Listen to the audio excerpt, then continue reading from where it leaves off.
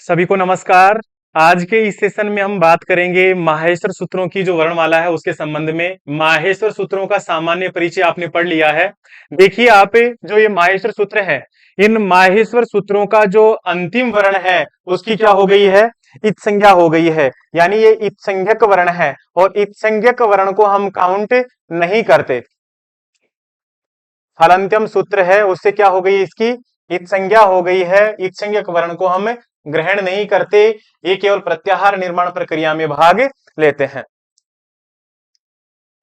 ठीक है, अब देखिए आप, या आप यहां से प्रारंभ करेंगे पहले सूत्र से। पहला, दूसरा, तीसरा, चौथा और यहाँ सॉरी चौथा, चार तक। यहां तक देखेंगे ना, अगर इत संज्ञक वर्ण को हटा दें तो आपको दिखेंगे कि ये सारे क्या है, स्वर हैं। सारे क्या है, स्वर हैं। उसके बाद में सारे आपको व्यंजन दिखाई देंगे। तो आप यहां लिख लीजिए इनको। सबसे पहले क्या लिखा हुआ है, ए लिखा हुआ है, ए। फिर है ई, फिर उ, फिर री, फिर है ली, फिर ए, फिर ओ, आई और फिर है सॉरी औ। ए, ई, उ, री, ली, ए, ओ, आई, औ। यही संस्कृत वर्णमाला है, जो माहेश्वर सूत्रों की जो वर्णमाला है। संस्कृत व्याकरण में हम जो स्वर काम में लेंगे वो यही है। और इनकी संख्या कितनी है, देखिए गिनिए आप। 1 2 3 4 5 6 7 8 9। कितनी है, 9 है। और इनका जब हम प्रत्याहार बनाएंगे तो इस ऐसे लेकर के इत संज्ञक वर्ण चेतक हम क्या बनाएंगे, प्रत्याहार बनाएंगे। जब प्रत्याहार बनाएंगे तो कौन सा प्रत्याहार बनेगा, अच प्रत्याहार बनेगा। क्या बनेगा, अच प्रत्याहार। और यही क्या है, स्वर है। क्या है, स्वर है। आप इनको स्वर कहें, उच्च कहें तो वो एक ही बात है। और इनकी संख्या कितनी है, 9 है। आप ध्यान से देखिए यहां पर जो प्रारंभिक इसमें जो 5 वर्ण हैं, ये पांचों वर्ण क्या है, मूल स्वर हैं। क्या है, मूल स्वर हैं, मूल स्वर। और जो बचे हुए जो 4 ये हैं, ये क्या है, संयुक्त स्वर हैं। क्या है, संयुक्त स्वर हैं, संयुक्त स्वर हैं। इनकी संख्या कितनी है, 4 है। और 4 और 5 कितने हो गए, टोटल 9 हो गए। तो टोटल स्वर कितने हैं, माहेश्वर सूत्रों की वर्णमाला में स्वर कितने हैं, 9 हैं। उनमें मूल स्वर कितने हैं, 5 हैं। ए, ई, उ, री और री, ये 5 मूल स्वर हैं। बचे हुए ये जो 4 स्वर हैं, ये क्या है, संयुक्त स्वर हैं। संयुक्त स्वर क्यों कहते हैं, कि जो ये ए है ना, वो कैसे बना हुआ है, ए को और ई को मिलाकर के क्या बना हुआ है, ए बना हुआ है। इसी तरह से जो ओ है वो भी कैसे बना हुआ है, ए को और ऊ को मिलाकर के क्या बना हुआ है, ओ बना हुआ है। ठीक है ना, इस कारण से आगे आई भी ऐसे ही है, औ भी ऐसे ही है। ये मिले हुए स्वर हैं, इस कारण से इनको क्या कहते हैं, संयुक्त स्वर कहते हैं। ठीक है, ये हो गए 5, 4 ये हो गए, टोटल कितने हो गए, 9 स्वर हो गए। तो ठीक है, यहाँ के पहला, दूसरा, तीसरा और चौथा, इन 4 में आपने माहेश्वर सूत्रों की सामान्य परिचय कक्षा में भी जान लिया था कि ये 4 सूत्र क्या है, स्वर सूत्र हैं। क्या है, स्वर सूत्र हैं। स्वरों की संख्या कितनी है, 9 है। और इसका प्रत्याहार क्या बनेगा, अच प्रत्याहार बनेगा। क्लियर है, आगे आइए। अब देखिए आप यहां इस है से प्रारंभ करेंगे। इस है से प्रारंभ करके आप यहां इस लय तक के वर्ण हैं उनको ध्यान से देखिए। इत संज्ञक वर्ण है, इसको तो आप हटा दीजिए, इत संज्ञक वर्ण को हटा दीजिए। और फिर ध्यान से देखेंगे तो आप देखेंगे कि सारे ये व्यंजन हैं। क्या है, सारे के सारे व्यंजन है। और ध्यान से देखेंगे तो देखेंगे कि जो ये है वर्ण है ना, इस है वर्ण को 2 बार लिखा हुआ है। तो ठीक है ना, अब इसका ध्यान रखेंगे। इस दोनों है में से आप इसको एक ही काउंट करके चलें और यहां से लेकर के और यहां तक गिनेंगे तो टोटल वर्ण कितने आएंगे, 34 आएंगे। देखो 1 2 3 4 5 6 7 8 9 10 11 12 13 14 15 16 17 18 19 20 21 22 23 24 25 26 27 28 29 30 31 32 33 और 34। कितने हैं ये वर्ण, 34 वर्ण हैं। अब इसमें से केवल इस है को एक ही बार काउंट करेंगे तो कितने हो जाएंगे, 33 वर्ण हैं। यानी सामान्यतः मैं कहूं, इस है से लेकर के इस लय तक के प्रत्याहार के वर्ण, इनको हम क्या कह सकते हैं, हल कह सकते हैं। क्या कह सकते हैं, हल कह सकते हैं। और इस हल प्रत्याहार में कितने वर्ण आ गए टोटल, अगर है को एक ही बार काउंट करेंगे तो कितने वर्ण आ गए, 33 वर्ण आ गए। तो जो माहेश्वर सूत्रों की जो वर्णमाला है, उस वर्णमाला में स्वर तो कितने हैं? 9। और व्यंजन कितने हैं? हल कितने हैं? व्यंजन कितने हैं? 33। अब इनको क्या कह सकते हैं हम? व्यंजन भी कह सकते हैं। क्या कह सकते हैं? व्यंजन भी कह सकते हैं। ये व्यंजन है 33, इनको हल कहें या व्यंजन कहें एक ही बात है।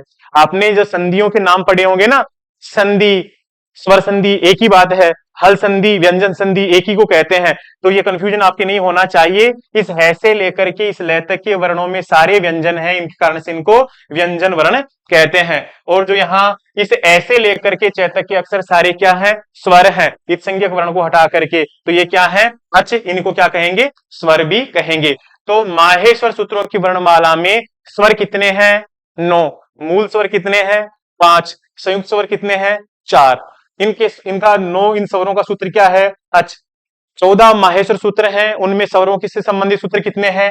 4। यहां तक कि बचे हुए जो 10 सूत्र हैं वो किसके हैं? व्यंजनों के हैं। व्यंजनों के लिए आपने क्या प्रत्याहार बना रखा है? हल। वर्णों की इन हल वर्णों की संख्या कितनी है? व्यंजन वर्णों की संख्या कितनी है? तो वो है 33 है।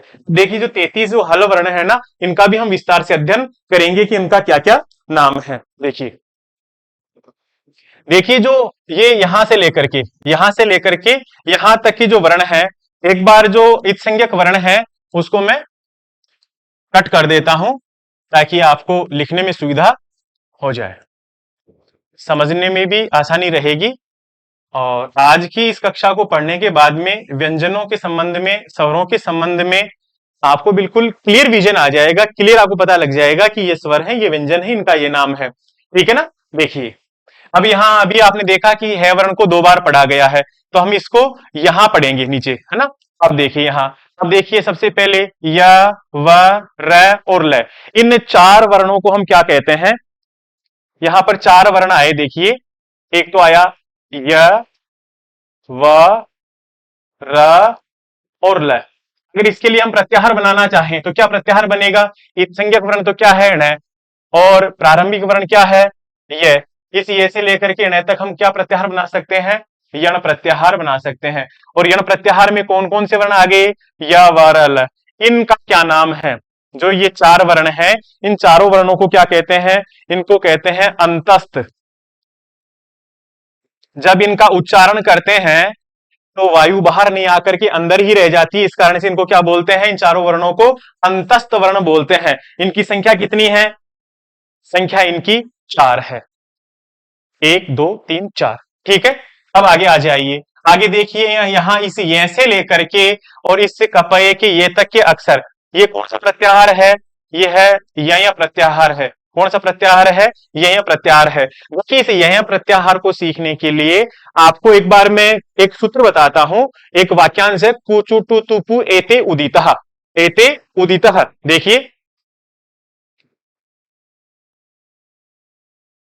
कु, चू, टू, टू, फू, ये सारे क्या हैं? उदित हैं। इनका नाम है उदित। इनको उदित क्यों कहते हैं? क्योंकि इनमें सब में ऊ की एक संज्ञा हुई है, इस कारण से इनको उदित कहते हैं। अब देखिए इस कुकु कहने से क्या होगा? क वर्ग का ग्रहण करेंगे। इस कु का मतलब क्या है? क वर्ग। आपने छोटी कक्षाओं में जो वर्णमाला पढ़ी है ना, वो यहां पर मैं वापस लिख करके बता रहा हूं आपको। क, ख, ग, घ, ङ, ये वर्ण है।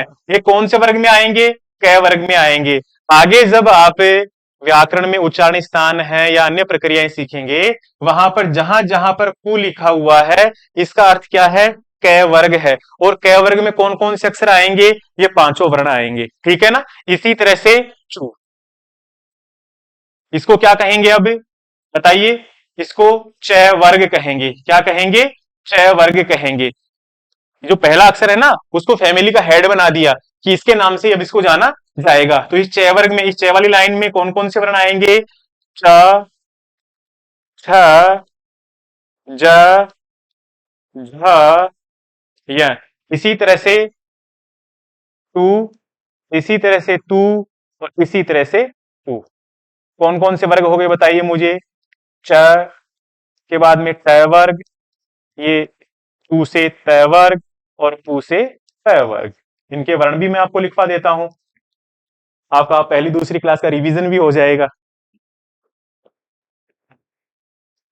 त थ ड ढ ण त थ द ध न प फ ब भ म।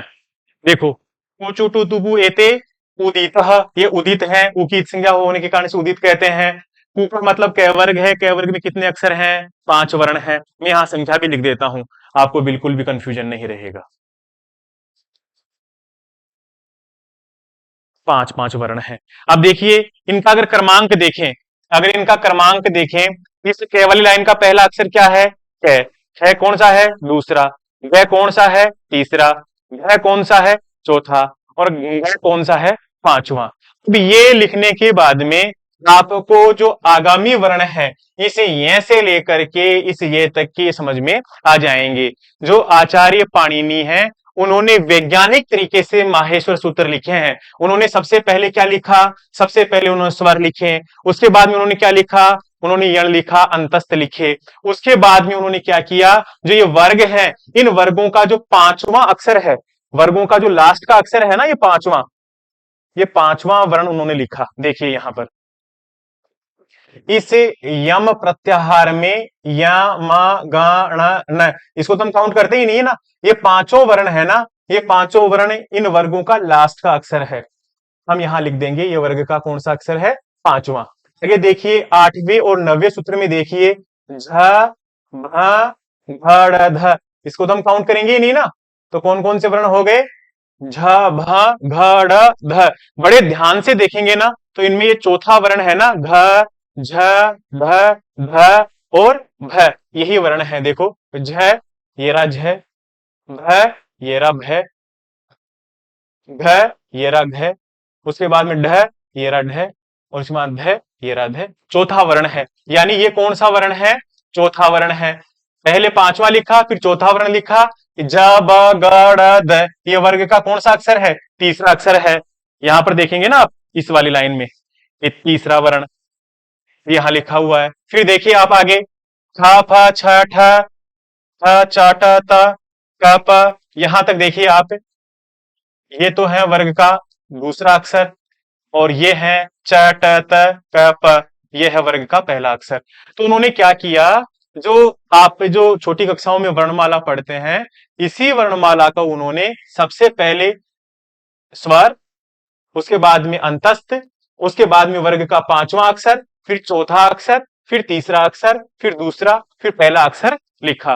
तो शायद मेरे हिसाब से इस ये से लेकर के इस ये तक कौन कौन से अक्षर हैं वो आपकी क्लियर हो गए, कि इसमें इस कैसे लेकर के इस मैं तक के ही अक्षर हैं। क्लियर है? एक लाइन में कितने अक्षर हैं? 5। तो टोटल कितने हो गए? 25। जब आप यहां से लेकर के यहां तक काउंट करेंगे तो ये वर्ण भी कितने हैं? 25 वर्ण हैं। कितने हैं? 25 वर्ण है। मैं यहां लिख देता हूं, यम प्रत्याहार में कितने वर्ण है? 25 वर्ण है। और इन 25 वर्णों में यम गण न, ये सारे आ जाएंगे। वर्ग का पांचवा, चौथा, तीसरा, दूसरा और पहला वर्ण है। देखिए, इस कैसे लेकर के मैं तक के अक्षरों को हम क्या कहते हैं? इसके लिए भी एक पंक्ति है, वो है कादियो, कादियो, सॉरी, कादियो मावसानः स्पर्शः। कै जिसके आदि में है, कै क्या है? आदि में है, और मैं अवसान, मैं लास्ट है, अवसान है, उसके बाद में नहीं है। ऐसे कैसे लेकर के मैं तक के अक्षरों को हम क्या कहेंगे? स्पर्श कहेंगे। ये प्रत्याहार में भी यही 25 वर्ण आ रहे थे, इनको हम स्पर्श भी कह रहे हैं। इन पांचों वर्गों को हम उदित भी कह रहे हैं, और इनको हम वर्ग भी कह रहे हैं। तो आप मुझे बताइए, इन 25 वर्णों का क्या क्या नाम हो गया? एक तो पादियो मावसाना स्पर्शा, स्पर्श इसलिए कहते हैं कि इनके उच्चारण में तालु आदि स्थानों में स्पर्श होता है, इस कारण से इनको स्पर्श वर्ण कहते हैं। तो देखो इनका क्या क्या नाम हो गया। एक तो नाम हो गया इनका स्पर्श वर्ण हो गया। कौन क्या हो गया? स्पर्श हो गया। ठीक है। दूसरा नाम क्या हो गया इनका, उदित हो गया। ऊ की इत संज्ञा होने के कारण से जो पुटचू टू पू है इनमें ऊ की इत संज्ञा हुई तो इनको उदित भी कह रहे हैं। इनसे आपने 5 वर्ग बनाए, इनका इस कारण से इनको वर्गीय व्यंजन भी कहते हैं। क्या कहते हैं, वर्गीय व्यंजन भी कहते हैं। तो जो यय प्रत्याहार है, इस यय प्रत्याहार में कितने वर्ण है, 25 है। कहां से कहां तक है, इस ये से लेकर के इस ये तक के अक्षर है। ठीक है। अब इसके बाद में आगे देखिए कौन कौन से वर्ण बच गए, स श स और है। देखिए यहां मैं लिख देता हूं कौन से वर्ण बच गए, स, और इस ले से लेकर के सल प्रत्याहार बना लेंगे। और इस सल प्रत्याहार में कौन कौन से वर्ण आ गए, श, श, स, स। देखिए ये 4 वर्ण है, स, स, इसको काउंट करेंगे नहीं, है इसको भी काउंट नहीं करेंगे, इत संज्ञक है। तो ये कितने वर्ण हो गए, 4 वर्ण हो गए। और इनको क्या कहेंगे हम, इनको ऊष्म वर्ण कहेंगे। क्या कहेंगे, ऊष्म वर्ण कहेंगे, ऊष्म वर्ण कहेंगे। क्लियर है। ऊष्म वर्ण इसलिए कहते हैं कि इनका उच्चारण करते समय मुख से उष्मा का निकास होता है, इस कारण से इनको ऊष्मीय वर्ण कहते हैं। आप मुझे ये बताइए कि आपने इसे ऐसे लेकर के इसे हल्के लैतक के वर्णों का अध्ययन कर लिया। आप मुझे बताइए कि इसमें कि प्रारंभिक 5 स्वर हैं, प्रारंभिक 5 स्वर हैं, इनको तो हम क्या कह रहे थे, मूल स्वर। क्या कह रहे थे, मूल स्वर। जो यहां पर जो ये 4 स्वर हैं, इन 4 स्वरों को क्या कह रहे थे, संयुक्त स्वर। और टोटल स्वर कितने हो गए थे, टोटल स्वर हो गए थे, देखिए टोटल स्वर कितने हो गए थे, 9। क्लियर है, 9 स्वर, यहां तक 9 स्वर हो गए। अब आगे आइए आप, यहां पर इस है का 2 बार पाठ है तो एक ही बार काउंट करेंगे। तो इसे यहां से लेकर के यहां तक, या यूं कहें इस है से लेकर के ले तक कितने वर्ण है, 33 वर्ण है। वो 33 वर्णों का आपने अलग अलग वर्गीकरण पढ़ा कि जो ये य, व, र और ल, इन 4 वर्णों को हम क्या कहेंगे, अंतस्थ वर्ण कहेंगे। इसके लिए प्रत्याहार कौन सा है, यण कहेंगे, यण है अंतस्तः। कई बार प्रश्न पूछ लिया जाता है कि अंतस्थ वर्ण कौन से हैं, तो आपको बताना पड़ेगा य, व, र, ल, और इनका क्रम भी यही रहेगा। सबसे बड़ी बात यह है कि आपने जो ये क्रम पढ़ा है ना, ये क्रम यहां पर नहीं चलेगा। संस्कृत व्याकरण को पढ़ते समय आपको क्रम यही रखना है जो माहेश्वर सूत्रों में रखा है। तो इन इन माहेश्वर सूत्रों को आप याद कर लेंगे। याद रखने की दृष्टि से आप इतना सा ध्यान रख सकते हैं कि सबसे पहले स्वर है, स्वरों में सबसे पहले मूल स्वर, फिर संयुक्त स्वर है। उसके बाद में आप याद कर सकते हैं कि फिर उसके बाद में अंतस्थ है, अंतस्थ के बाद में फिर स्पर्श वर्ण है, उदित वर्ण है, या फिर वर्गीय वर्ण है। और इनका क्रम क्या रखा उन्होंने, ये वाला क्रम नहीं रखा उन्होंने। सबसे पहले कौन सा वर्ण रखा है, पांचवा। सबसे पहले पांचवा, पांचवा फिर चौथा, फिर तीसरा, फिर दूसरा, फिर पहला वर्ण है। और लास्ट में फिर कौन से वर्ण है, ऊष्म वर्ण है। और ऊष्म वर्ण कौन कौन से हैं, श, श, श है। इनको, इन चारों वर्णों को क्या कहेंगे, ऊष्मीय वर्ण कहेंगे, ऊष्म वर्ण कहेंगे। तो आप मुझे बताइए टोटल कितने हो गए, 4 ये हैं, 25 ये हैं, 4 ये हैं, कितने हो गए, 33 हो गए। आपने 9 स्वर पढ़े हैं और 33 व्यंजन पढ़े हैं, तो टोटल कितने हो गए, टोटल हो गए 42। पूछ लिया जाता है माहेश्वर सूत्रों की वर्णमाला में कितने वर्ण हैं, तो आप बताएंगे टोटल 42 वर्ण हैं। उनमें स्वर कितने हैं, 9 है, 9 स्वर हैं। व्यंजन कितने हैं, 33 हैं। उनमें से यण वर्ण कौन से हैं, सॉरी अंतस्थ वर्ण कौन से हैं, तो यण है। यण में कौन कौन से वर्ण हैं, य, व, र, ल है। उसके बाद पूछेंगे स्पर्श वर्ण कौन कौन से हैं, तो जो यहाँ य से लेकर के इस ये तक के वर्ण है उनको स्पर्श वर्ण कहेंगे। यानी कैसे लेकर के मैं तक के अक्षरों को हम क्या कह रहे हैं, स्पर्श वर्ण कह रहे हैं। उसके बाद में उदित कौन से हैं, तो कुचु टू तुपु एते उदित है, ये उदित है। च वर्ग के, च वर्ग के, ट वर्ग के, त वर्ग के, प वर्ग के अक्षर हैं, उनको हम क्या कह रहे हैं, उदित कह रहे हैं। इनको हम वर्गीय वर्ण भी कह रहे हैं। ये आपने जो 5 वर्ग बनाए हैं, इन 5 वर्गों के कारण से इनको वर्गीय वर्ण भी कहते हैं। इनकी संख्या कितनी हो गई, 25 हो गई। कितनी हो गई, 25 हो गई। फिर देखिए आप, इनके बाद में क्या आया, उसके बाद में ऊष्म वर्ण आया। ऊष्म वर्ण कौन कौन से हैं, शल। इनका क्रम क्या है, देखो श, स, श है। जो माहेश्वर सूत्रों में दे रखा है उसी क्रम में आप लिखेंगे। ऐसे करके टोटल वर्ण कितने हो गए, सॉरी व्यंजन कितने हो गए, 33। स्वर कितने हैं, 9। टोटल कितने हो गए, 42। कितने हो गए, 42। इसके लिए देखो एक बात और ध्यान में रख सकते हैं आप, इसके लिए ध्यान में रख सकते हैं, इस ऐसे लेकर के इस चैतक के अक्षरों को आपने क्या लिखा, अच लिखा। तो अचों की संख्या कितनी है, 9 है। उसके बाद में आप है से लेकर के लय तक के अक्षरों को आपने हल लिखा, जो व्यंजन है, क्या है, व्यंजन है। व्यंजनों की संख्या कितनी है, 33 है। और टोटल कितने हैं, 42। तो 42 को एक साथ लिखना चाहें तो इस ऐसे लेकर के इस लय तक क्या लिख देंगे, हल लिख देंगे। क्या लिख देंगे, हल, हल लिख देंगे। सारे वर्णों का अगर वर्णन देखना है तो अल प्रत्याहार में, केवल व्यंजनों का देखना है तो हल में, केवल स्वरों का देखना हो तो अच प्रत्याहार में इनका वर्णन है। विस्तार से आपने इनको पढ़ लिया है। अब देखिए कि आप जब इसका रिवीजन करेंगे इस कक्षा का, या जब आप स्मरण करेंगे तो कैसे करेंगे कि माहेश्वर सूत्रों में स्वर कितने हैं, 9 है। मूल स्वर कितने हैं आपने पढ़ लिया था, 5 मूल स्वर हैं, 4 संयुक्त स्वर हैं। उसके बाद में व्यंजन, व्यंजन कितने हैं, 33 है। व्यंजनों के लिए क्या सूत्र बनाया आपने, हल प्रत्याहार बनाया। उसके बाद में इनमें स्पर्श, उदित या अवर्गीय, ये तीनों एक साथ आएंगे। ये वर्ण कौन कौन से हैं तो आप बताएंगे, कैसे लेकर के मैतक के अक्षरों को, कादियो, मावसाना, स्पर्शा, कैसे लेकर के मैतक के अक्षर स्पर्श हैं। कुचुटु तुपु ये उदित हैं। और वर्गीय, ये 5 वर्ग बनाए आपने, ये वर्गीय वर्ण हैं। उसके बाद में अंतस्थ वर्ण कौन कौन से हैं, यण है, अंतस्तः, य वरल, इनको क्या कहेंगे, अंतस्थ कहेंगे।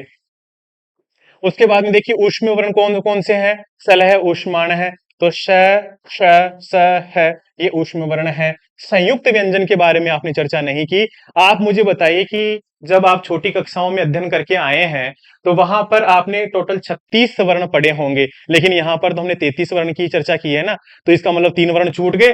देखिए 3 वर्ण छूटे नहीं है, जो स्वतंत्र वर्ण थे वो तो सारे आ गए, लेकिन कुछ वर्ण ऐसे भी हैं जो मिश्रित वर्ण है, संयुक्त व्यंजन है। कुछ व्यंजनों को मिलाकर के नया एक वर्ण बना दिया। तो देखिए वो कौन से हैं, यहां पर देखिए अपने छोटी कक्षाओं में ये पढ़ा होगा। एक तो पढ़ा होगा ये त, एक पढ़ा होगा त्र, एक पढ़ा होगा ज्ञ। देखिए इनमें कौन कौन से वर्ण है, देखो इसमें कै को और कै को मिलाकर के क्या बना दिया, छ बना दिया। ठीक है, यहां पर त्रय में क्या क्या मिला हुआ है, वर्ण और र, इनको मिलाकर क्या बना दिया, है। जो यहाँ पर ये है, इसमें ये ज और य, इनको मिलाकर के ये बना दिया। ऐसे तो बहुत सारे व्यंजन बनाए जा सकते हैं, ऐसे तो बहुत सारे संयुक्त व्यंजन हम बना लेंगे। जैसे आपने स्त्री में देखा होगा, स्त्री में श्रय होता है, इसमें श और र मिला हुआ रहता है। आपने विद्यालय शब्द में जो ध्य देखा होगा, विद्या में ध्य देखा होगा, वो कैसे बना हुआ रहता है, देखिए द और ये को मिला करके बनाया जा सकता है। इसी तरह से आपने ये भी देखा होगा ऐसे मिला हुआ ध, तो देखिए इसमें द और ध मिला हुआ है। ठीक है ना, ऐसे तो बहुत सारे वर्ण बनाए जा सकते हैं। तो इनको हम क्या कहेंगे, संयुक्त व्यंजन कहेंगे। क्या कहेंगे, संयुक्त व्यंजन कहेंगे। जो माहेश्वर सूत्रों की जो वर्णमाला है उसमें 9 स्वर है और 33 व्यंजन है। कुल वर्ण कितने हैं, 42 हैं। अब देखिए इन 42 वर्णों के अतिरिक्त कुछ चिन्ह ही या वर्ण ऐसे हैं जिनका हम मूल वर्णमाला में तो पाठ नहीं किया, लेकिन फिर भी हम उनका उपयोग करते हैं, फिर भी हम उनको प्रयोग में लाते हैं। तो वो वर्ण कौन से हैं उनके बारे में भी आज जान लेते हैं, जब हम माहेश्वर सूत्रों की सामान्य परिचय कक्षा पढ़ रहे हैं। तो देखिए अयोगवाह वर्ण कौन से हैं, ऐसे वर्ण या चिन्ह जिनका प्रयोग मूल वर्णमाला में नहीं है, मूल वर्णमाला में उनका पाठ नहीं है, लेकिन फिर भी हम उनको लेखन में काम में लेते हैं। वो क्या कहलाते हैं, अयोगवाह कहलाते हैं। क्या कहलाते हैं, अयोगवाह कहलाते हैं। जिनका मूल वर्णमाला में पाठ नहीं है, लेकिन फिर भी हम उनको लिखने में काम में लेते हैं। देखिए अनुस्वार, आपने ये देखा होगा, ऐसे ऐसे एक चिन्ह देखा होगा, इसको क्या बोलते हैं, अनुस्वार बोलते हैं। क्या बोलते हैं, अनुस्वार बोलते हैं। आपने छोटी कक्षाओं में जब स्वर पढ़े होंगे, ए आ ई उ, तो लास्ट में आपने पढ़ा होगा ना ऐसे अंग अह, वो वास्तव में क्या है, वो वास्तव में इस अनुस्वार और इस विसर्ग को दिखाने के लिए है कि ये स्वरों पर आश्रित है। तो इस वाली को हम क्या कहेंगे, इसको हम अनुस्वार कहेंगे। ये आ के साथ में भी आ जाता है, ये ई के साथ में भी होता है। ठीक है ना, ये स्वर पर आश्रित रहते हैं, इनको क्या बोलेंगे हम, अनुस्वार बोलेंगे। आगे देखिए आप, फिर है विसर्ग, इस वाले चिन्ह को हम क्या बोलते हैं, इस वाले चिन्ह को क्या बोलते हैं, विसर्ग बोलते हैं। ये क्या है, अयोगवाह है विसर्ग, ठीक है ना। ये भी स्वर के साथ में ही आएगा ऐसे।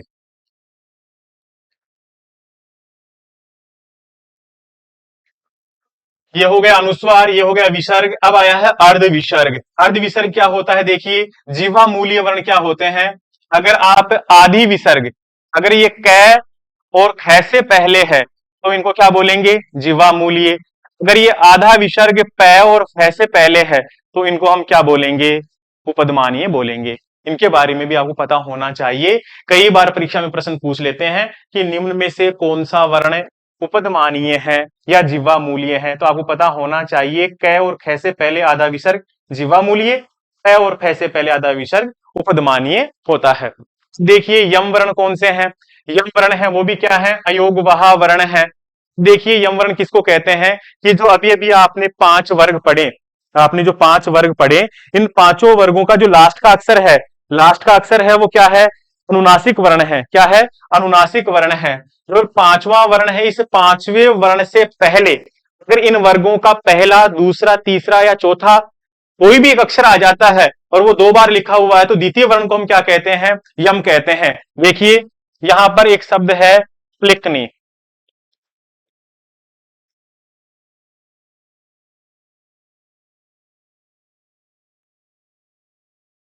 अब देखो ये न है, ये न वर्ग का कौन सा अक्षर है, पांचवा अक्षर है। और इससे जस्ट पहले देखो कौन सा वर्ण लिखा हुआ है, कितनी बार लिखा है, 2 बार लिखा हुआ है। तो ये द्वितीय वर्ण है, इस द्वितीय वर्ण को हम क्या कहेंगे, यम कहेंगे। क्या कहेंगे, यम कहेंगे। ये क्या है इसमें द्वितीय वाला, ये यम है। इसी तरह से यहाँ चखनतु, यहाँ पर इस न से पहले क्या लिखा हुआ है, 2 बार ख, तो इस द्वितीय ख को हम क्या कहेंगे, यम कहेंगे। इसी तरह से अग्नि ही लिखा हुआ है, इस पंचम वर्ण न से पहले 2 बार ग लिखा है तो इस द्वितीय ग को हम क्या कहेंगे, यम कहेंगे। इसी तरह से घनंती लिखा हुआ है तो यहां पर इस न से पहले, पंचम वर्ण से पहले क्या लिखा हुआ है, यहां पर लिखा हुआ है, देखिए